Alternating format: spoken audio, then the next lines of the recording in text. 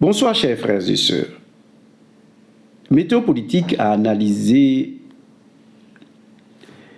l'information des 70 millions de faux billets de CFA, de faux billets arrêtés aux frontières du Burkina Faso.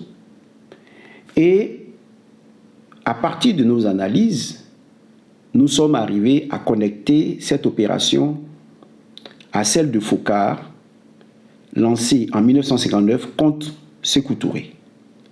Sékou Touré devait être renversé et on voulait créer l'inflation, disons, en Guinée, parce que Sékou Touré avait dit non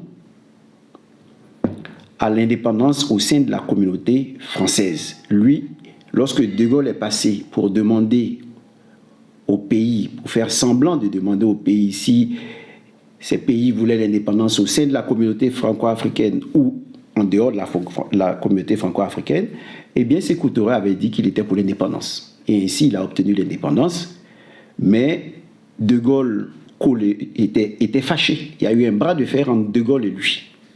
Et Focard a cherché à renverser en 1959 Sékou Touré à partir de l'opération Persil. Mais avant de parler de cette opération, nous allons rectifier certaines informations au sujet des faux billets qui sont arrivés, arrêtés aux frontières, ont été arrêtés, disons découverts, aux frontières du Burkina Faso par les douaniers burkinabés.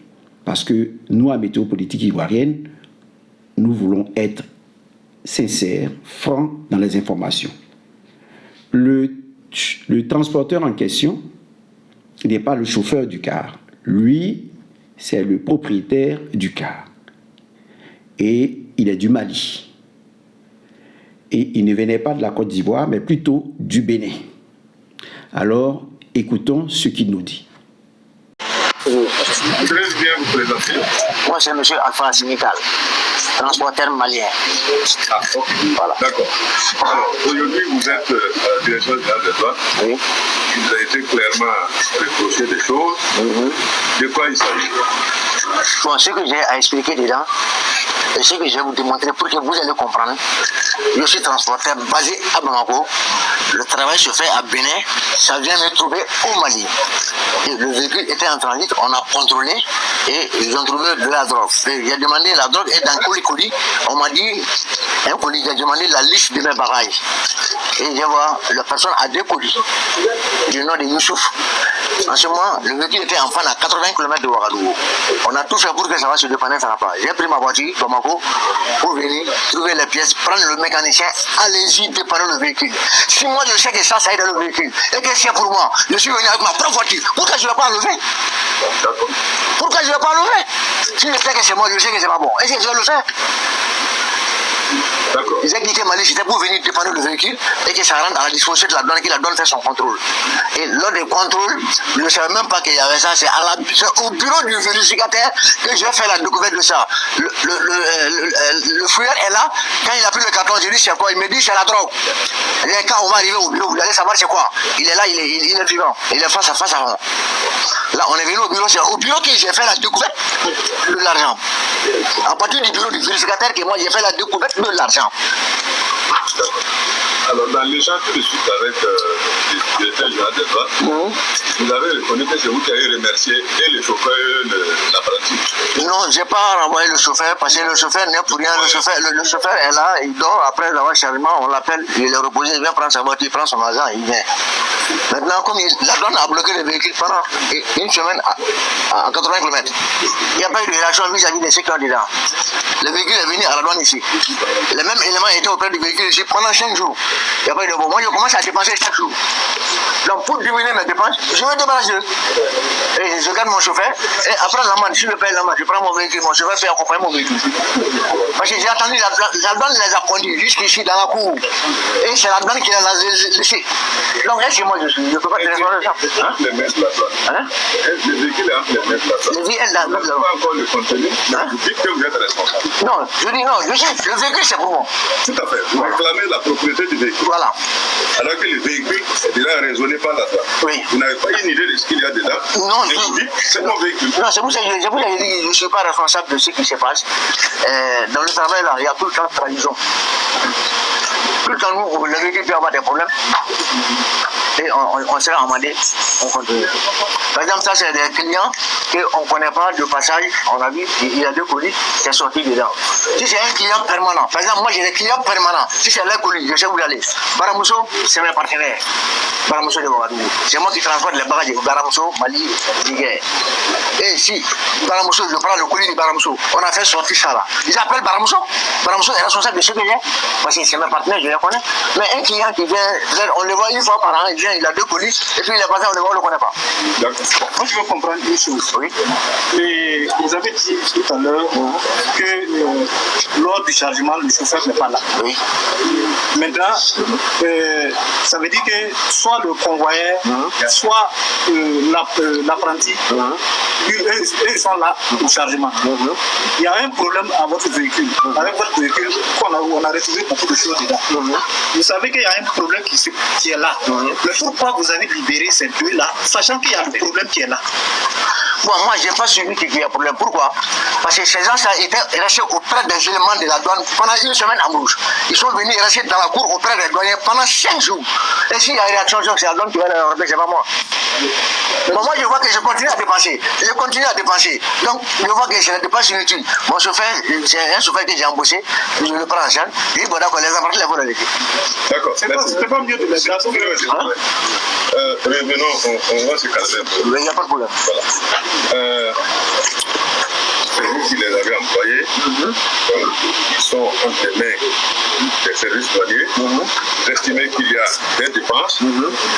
Tout de suite, vous avez dit que le chauffeur est en train de se reposer quelque part. Aujourd'hui, vous avez à vous expliquer. Ce qui est sûr, on a saisi des produits prohibés. Il y a l'argent des faux billets, il y a la drogue, il y a les autres produits prohibés. Vous avez des problèmes. Mais le chauffeur se repose, c'est vous qui l'avez dit tout de suite. Non, j'ai dit, lors du chargement, le chauffeur se repose. C'est ce que j'ai dit. Non, j'ai dit, le chauffeur se repose lors du chargement, on l'appelle, il vient prendre son prix, il prend son... Où est-ce qu'il est à l'heure où vous parlez? Il est là, auprès du camion. D'accord. Il est là auprès du véhicule. Mais vous avez... Il est auprès du véhicule. Vous avez dit tout de suite, que vous avez libéré le convoyeur. Oui. Et l'apprenti. Oui. Alors que les 3 étaient dans le camion en question. Oui. Vous estimez que c'est logique? Bon, je me suis dit que c'est logique. Pourquoi? Parce que moi, j'ai vu que comme la douane n'a pas réagi pendant plus de 2 semaines, donc moi, ma réaction n'a pas d'importance. Mais le calendrier de la douane n'est pas votre calendrier. Non, ce n'est pas ma calendrier. Je fais en fonction de ce que je programme. Ok. On va s'organiser. Kabali, ce que je voulais vous donner ça. Oui. C'est que vous n'étiez pas au courant que les éléments avaient des problèmes. Vous avez dit que vos éléments n'étaient pas au courant, que vous n'étiez pas au courant que les éléments avaient des problèmes avec la douane. Parce qu'ils sont restés 5 jours auprès des gens pour les aider. Donc, en tant que propriétaire, vous embauchez des chefs qui ont des problèmes. Et ils n'ont pas votre contact, vous appelez le service qui dit patron, notre cas a des problèmes. Et j'ai donné cette explication. Non, je me demande si ça a été fait. Ça a été fait. Quand le bus est arrivé, on a fait sortir le colis. Le colis là, c'était pas caché. Le premier confinement, il y avait là. Donc quand c'est sorti, j'ai demandé de prendre photo pour m'envoyer et j'ai demandé la liste des bagages. Et j'ai vu la personne à 2 colis. C'est moi qui ai signalé à la douane qu'ils ont 2 colis. Et c'est dans le deuxième colis on a trouvé la comprimée. C'est moi-même qui ai signalé que le monsieur, voilà la liste, il a 2 colis. Allez-y vérifier. Les éléments sont là. non, on va se comprendre. Non, c'est pour te dire que, enfin, c'est pour te dire que le transport là, je l'ai commencé depuis 1989. Je vis de ça. Tout ce que j'ai dans le monde entier, c'est le transport qui me le rend. Mais je ne peux pas être parfait. Et tenu compte de l'âge que j'ai, il y a des trucs que je ne rentre pas dedans. Je vais préférer bouillir que de rentrer dans les trucs. Votre car, c'est un car de quelle nature? Hein? C'est Le camion en question là. Non, c'est le bus. Il est censé transporter quoi? Il transporte les passagers et les bagages. Ok. D'accord. Mais on retrouve beaucoup de marchandises là. On retrouve beaucoup de bagages. Il n'y a pas de personne. Hein? Dans le car qu'on a raisonné là. Non, les gars, non, il n'y avait pas de passagers. Il y avait seulement les bagages et l'équipage. Non, ça me dit rien. D'habitude, je fais ça. J'ai fait ça 1 million de fois. J'ai chargé le véhicule 1 million de fois pour le Mali. Oui, on comprend. Mais... Ah, ça c'est mon travail. Même là où je suis en train de te parler, à cause des problèmes là que j'ai bloqué le travail, même là où je te parle, je suis en train de charger un véhicule aux usines de Paramoussou pour le Niger. Oui.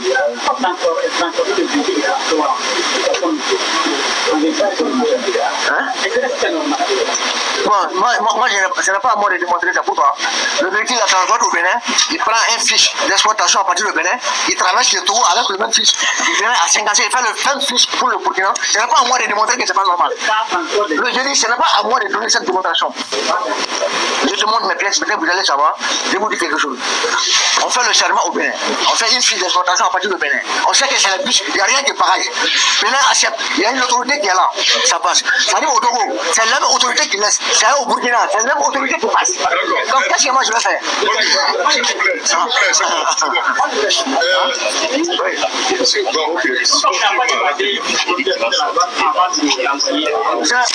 J'ai passé 1 million de fois.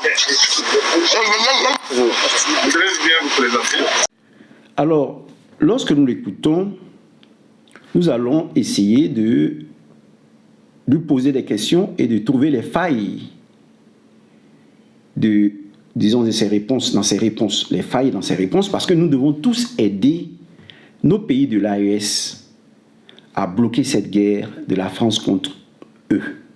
Parce que si nous allons dans la guerre, c'est toute l'Afrique de l'Ouest qui sera, disons, qui va connaître cette guerre.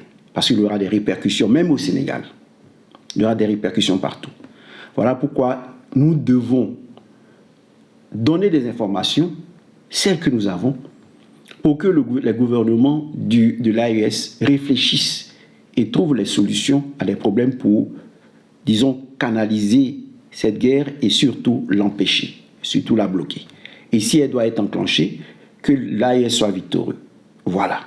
Donc ici, nous voulons dire que dans les réponses du transporteur, il y a quelques failles. Alors, la première faille, c'est de dire que lui ne savait pas ce que transportait son car. Ce n'est pas normal, ça veut dire ce n'est pas une personne, disons, compétente, parce que tu dois savoir ce que tu transportes. Ça, c'est la première des choses. Tu es obligé de savoir ce que tu transportes. Alors, il nous dit ici que ce car-là transporte aussi bien des passagers que des bagages. Et c'est là encore qu'il y a une faille dans ce qu'il dit. Parce que s'il n'y a pas de transporteur, il n'y a pas quelqu'un, il n'y a pas des transporteurs, plutôt des passagers à accuser. S'il n'y a pas de passagers dans le véhicule et qu'il n'a fait que transporter ses colis, la drogue et les faux billets, alors cela signifie qu'il est encore doublement, sinon triplement coupable. Parce que ce que tu mets dans ton véhicule, tu dois savoir ce que tu mets dans ton véhicule. Il dit qu'il a des clients permanents. Mais justement, si tu as des clients permanents, tu leur fais confiance. Mais s'il y a des bagages qui viennent de personnes inconnues, tu te dois de vérifier ces bagages. Vous voyez? Donc là, ça ne va pas. Et maintenant, l'autre faille, c'est qu'il vient avec son véhicule et trouve son car qui a été bloqué par la douane pendant plus d'une semaine. Et comme j'ai dit, il dit à l'apprenti, au chauffeur de partir. Ça ne va pas.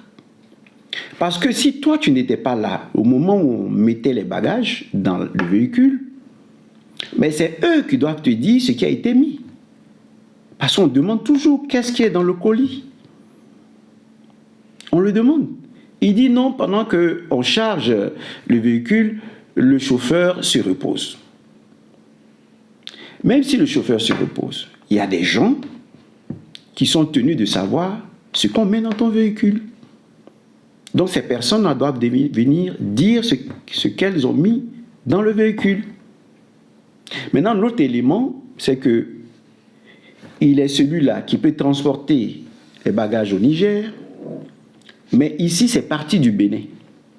Et nous savons qu'entre le Bénin et le Niger, il y a des problèmes. Les frontières sont fermées pour des raisons politiques et même militaires. Parce que le Bénin a servi de base arrière pratiquement pour attaquer le Niger. Alors, quand tu viens du Bénin et que tu arrives au Burkina Faso, il nous dit, dans tous les cas, ils nous ont laissé passer au Bénin, ils nous ont laissé passer au Togo et autres justement. On sait qu'il y a la corruption qui existe au niveau des douanes. Mais puisque le Burkina Faso se sait en danger, les douaniers souverainistes ont pris le temps de contrôler et de découvrir ce qu'ils ont découvert. La drogue, les 70 millions de francs CFA. Et alors, nous sommes d'accord avec la conclusion de ce douanier-là que nous allons écouter, ce douanier burkinabé que nous allons écouter. Vous ne pouvez pas nous convaincre, moi, arrivé ici, là, que vous ne n'êtes pas au courant qu'il y a ça. Chef, comprenez? Oui, chef. Voilà, chef. Vous ne pouvez pas m'écouter, vous ne pouvez pas me convaincre. Je pourrais être un peu convaincu si le convoi était toujours là, l'apprenti était toujours là. Si vous le dites de partir, parce que vous pensez qu'eux ne vont pas être en mesure de résister et de dire toute la vérité, vous avez organisé pour qu'ils puissent partir, sous peut-être que vous avez chassé, vous assumez la responsabilité. Ça, nous n'allons pas louer sur ça.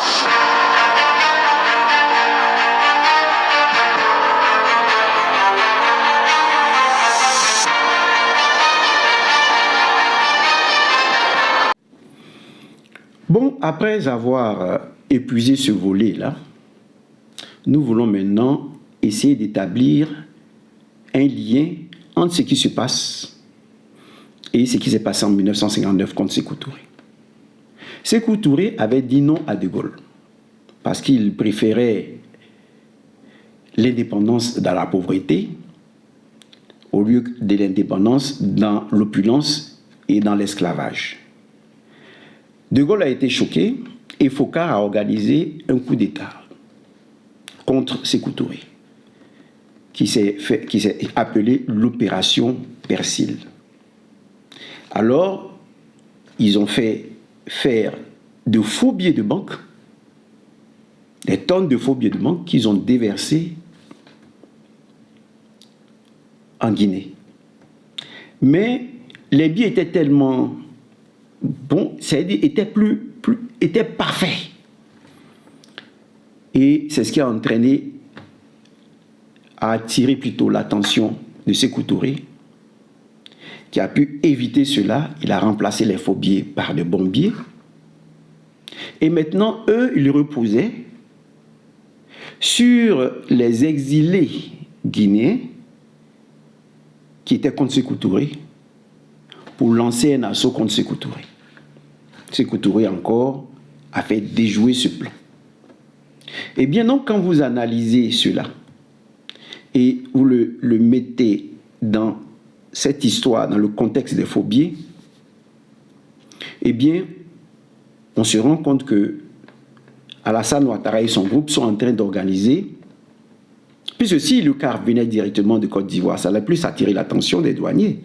Donc, c'est venu du Bénin. Donc, ici, ils sont en train d'organiser la même opération Persil contre Ibrahim Traoré. Parce que les pays de l'AES ont dit non à l'indépendance au sein de la communauté franco-africaine. Parce que cela continue. Ouattara dit oui à l'indépendance au sein de la communauté franco-africaine, mais lui-même, il est dépendant, il ne parle même pas d'indépendance. Désormais, toutes les décisions prises viennent de l'Élysée. Alors, pour mieux comprendre cette chose, cette opération Persil, regardez cette vidéo. Pour renverser un chef d'État africain, la France a fabriqué plusieurs tonnes de faux billets. Et elle a échoué parce que ces faux étaient trop bien imprimés. Ce fiasco porte un nom de code, Opération Persil. Septembre 1958. La Guinée est encore une colonie française. De Gaulle propose un référendum. Rester dans la communauté française ou l'indépendance. Un seul territoire dit non. La Guinée d'Ahmed Sékou Touré qui lance « Nous préférons la liberté dans la pauvreté à la richesse dans l'esclavage ». Le 2 octobre, elle devient indépendante. Pour Paris, l'affront est intolérable. La Guinée quitte le franc CFA, crée sa propre monnaie et se rapproche de l'URSS et de la Chine. En pleine guerre froide, Paris redoute un effet domino sur son précaré africain. Objectif, déstabiliser Sékou Touré et préparer sa chute. Aux commandes, Jacques Foccart, le monsieur Afrique de Gaulle. C'est lui qui baptise l'opération Persil du nom de la lessive qui lave plus blanc. Il confie l'affaire au service secret, le SDES, et à son bras armé, le 11e choc. Basé à Dakar, il s'appuie sur des opposants guinéens en exil.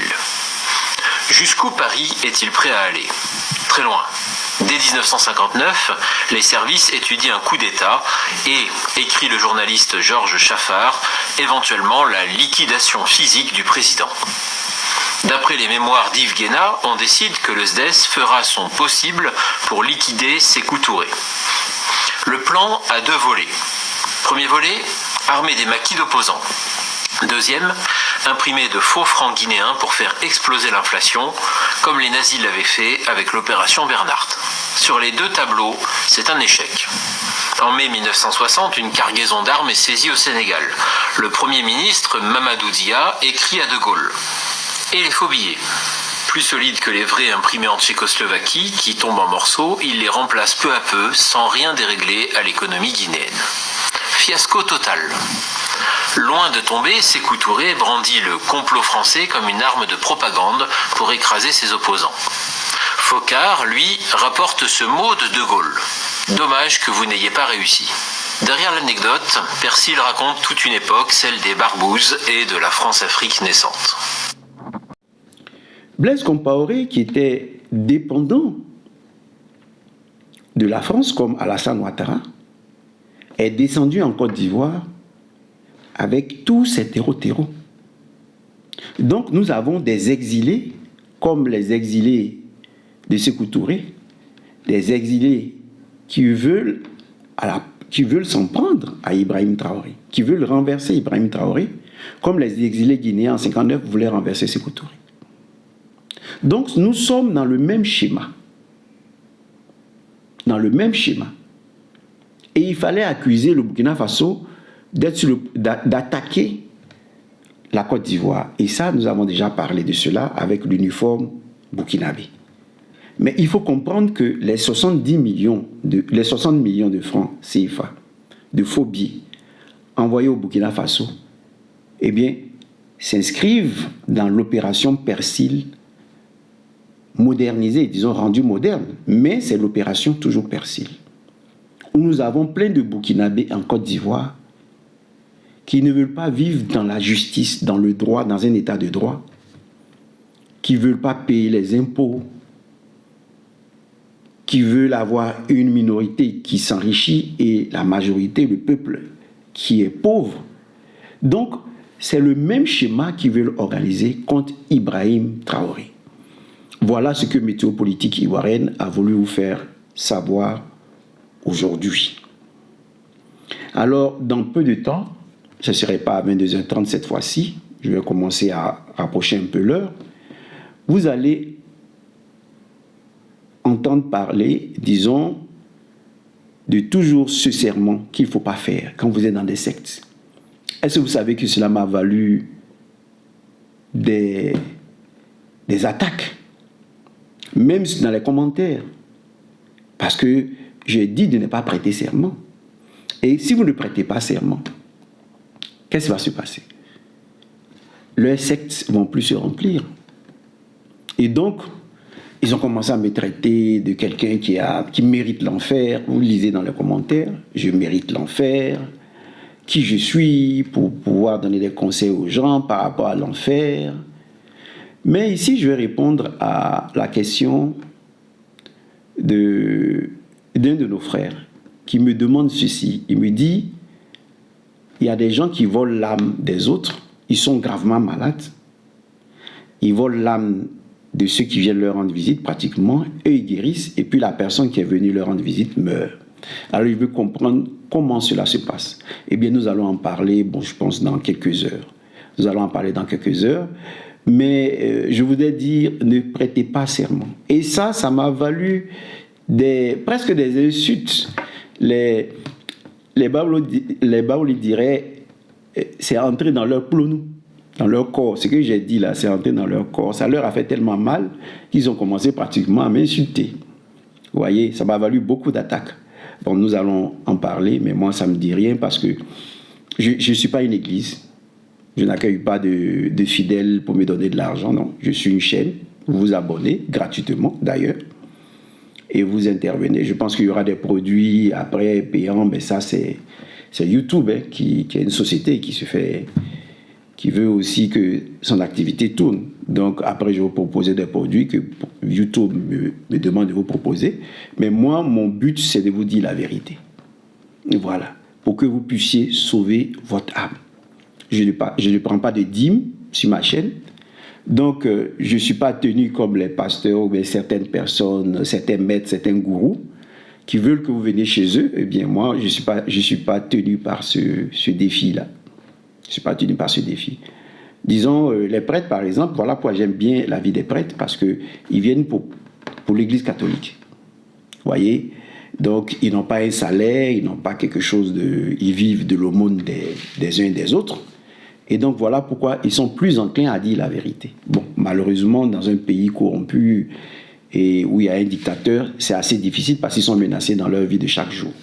Mais toujours est-il que vous devez comprendre que vous ne devez pas prêter serment. C'est Dieu qui le demande, c'est écrit dans la Bible, ne prêtez pas serment. Ne jurez pas au nom de Dieu, ne jurez pas au nom sur la terre, ne jurez pas par rapport au royaume des cieux. Ne jurez pas, ne jurez pas. Parce que si vous jurez, ils en profitent pour voler votre âme. Pour voler votre âme, pour demander à ceux qui sont dans l'au-delà, à leur Dieu, au fils de Dieu Moloch, de prendre possession de vos âmes. Et ça, je vous dis que je l'ai vu avant la mort d'Arafat, de DJ Arafat. Je l'ai vu. J'ai vu que ici, ils vous dominent, et encore dans l'au-delà, ils vous dominent. Vous étiez comme des esclaves. Vous qui allez dans leur secte, vous étiez comme des esclaves, enchaînés comme dans le temps. On enchaîne les esclaves l'un après l'autre. Et je me suis demandé pourquoi. Et j'ai médité longtemps dessus. Et j'ai compris que c'est à travers vos serments que vous vous enchaînez vous-même. Parce que quand vous jurez, oui, je vais appartenir à ça, à tant, vous savez que c'est un peu comme les documents d'assurance. Hein. Les assureurs vous font signer les choses. Maintenant, derrière, il y a des clauses écrites en petit. Si vous ne lisez pas toutes ces clauses-là que vous signez et que vous avez un problème, vous allez et disent non, on ne peut pas vous remettre l'argent parce que...